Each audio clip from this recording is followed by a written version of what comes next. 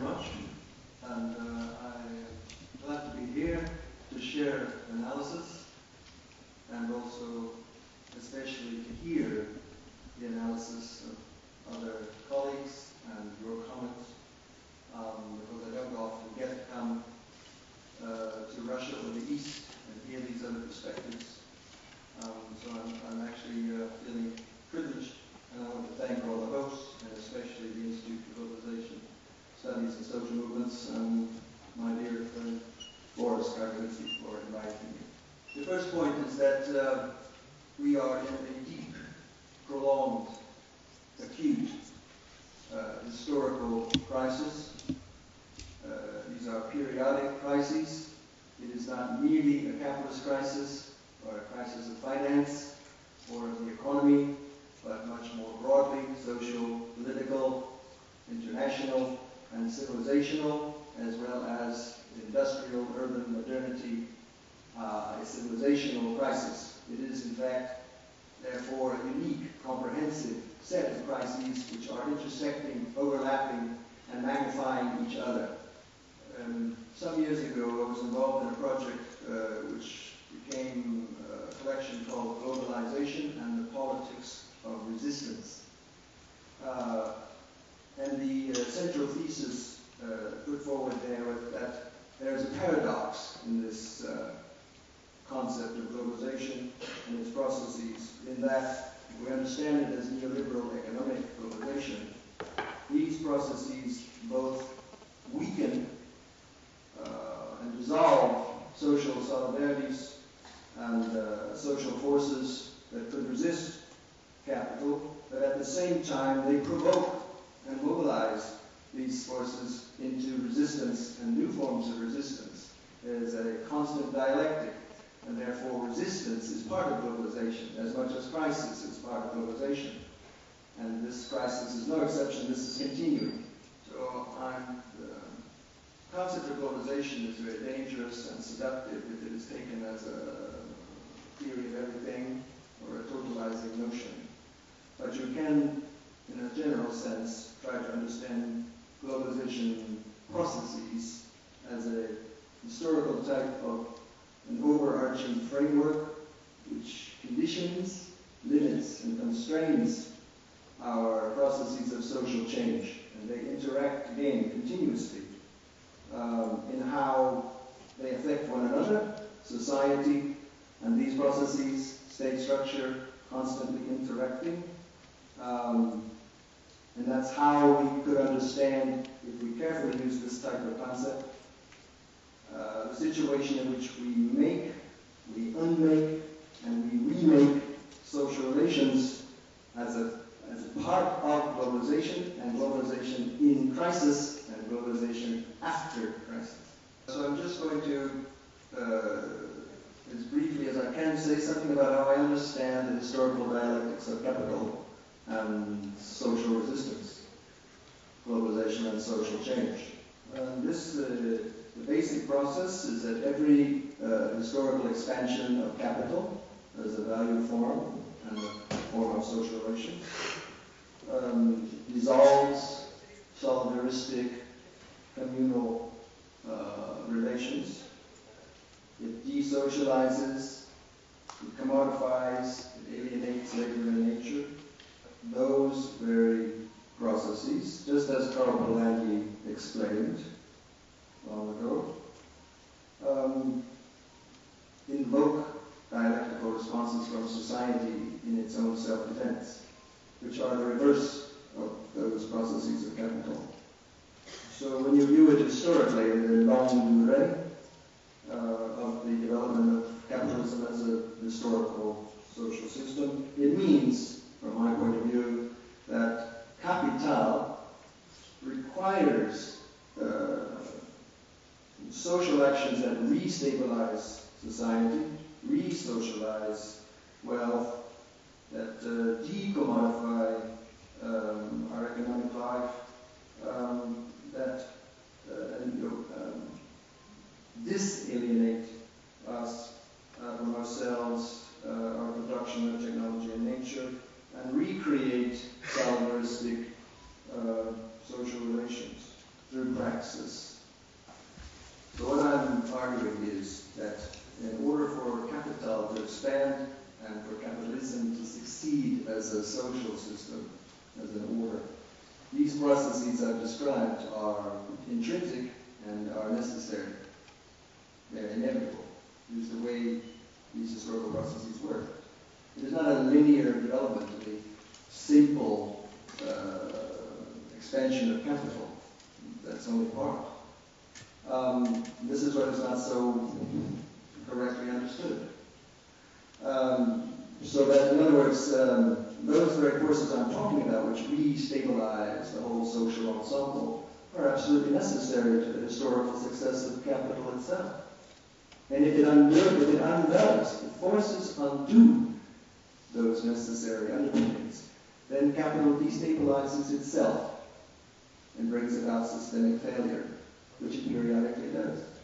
So I'm arguing that if we want to understand the long-term causes of the present general economic and financial crisis, we would look to the historical processes that removed all the necessary stabilizing and countervailing forces vis-a-vis capital, and the empowering of these doctrines of deregulation, market forces, financialization, to regulate themselves, in other words, unfettered, unlimited social scope for capital's expansion, but which caused crisis.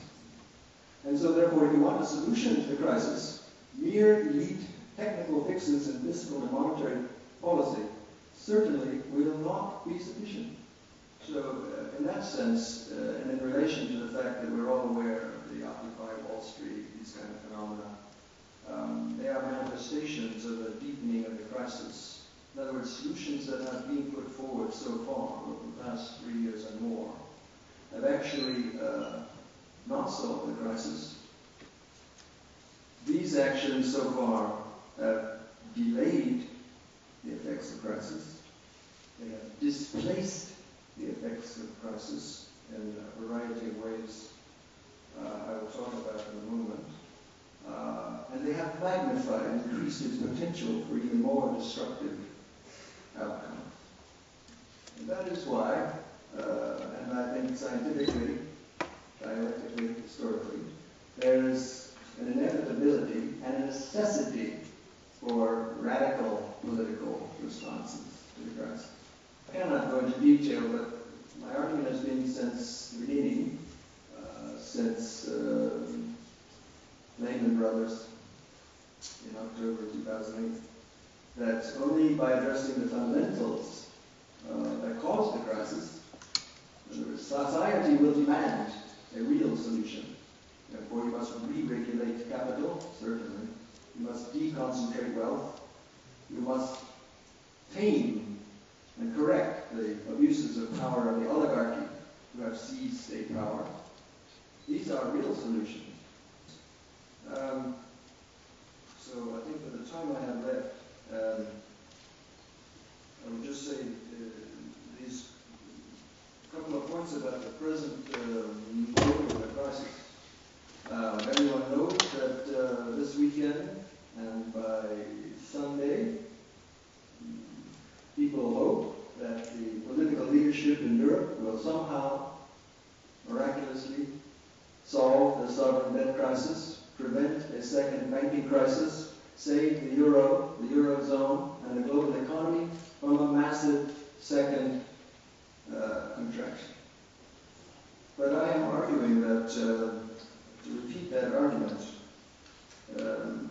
two processes are noticeable in the elite responses to the crisis.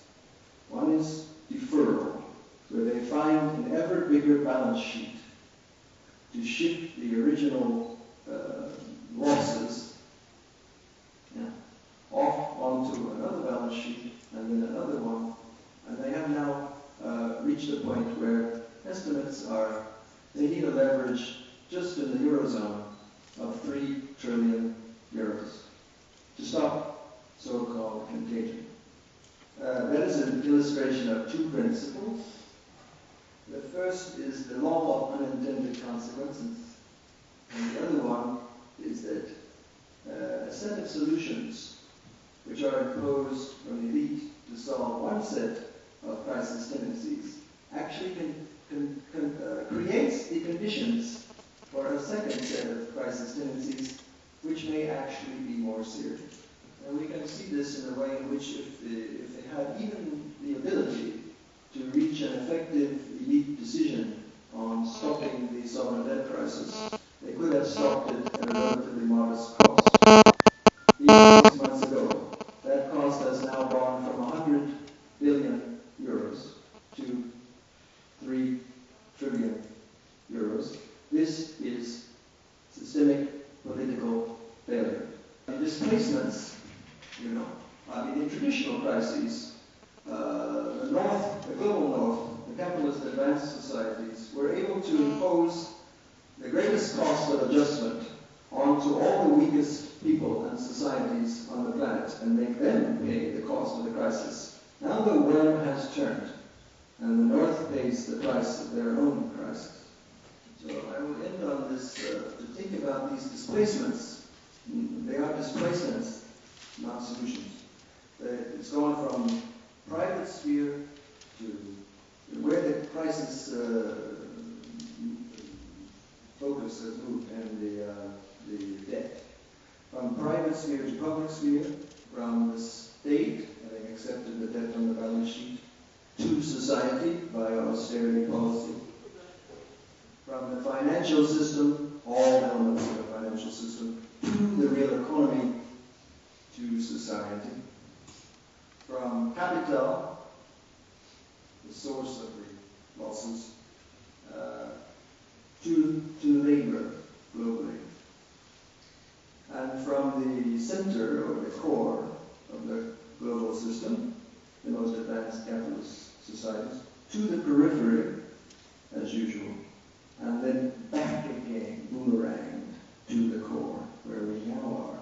And if the core fails now, they will bring down the periphery with them.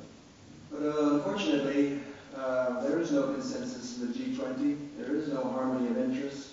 There's a default position of competition, rivalry, national interest, protectionism, currency wars, etc., which will only, of course, exacerbate the political failure as a whole and expose the bankruptcy of this world order, because it cannot solve the crisis. But the crisis must be solved, and civilization and society must be regenerated. And it is only the progressive social forces in the world that can possibly bring about that solution. And that is the terrain of the struggle of this global crisis, and upon which its ultimate outcome and human security and prosperity will finally rest. Thank you very much for listening.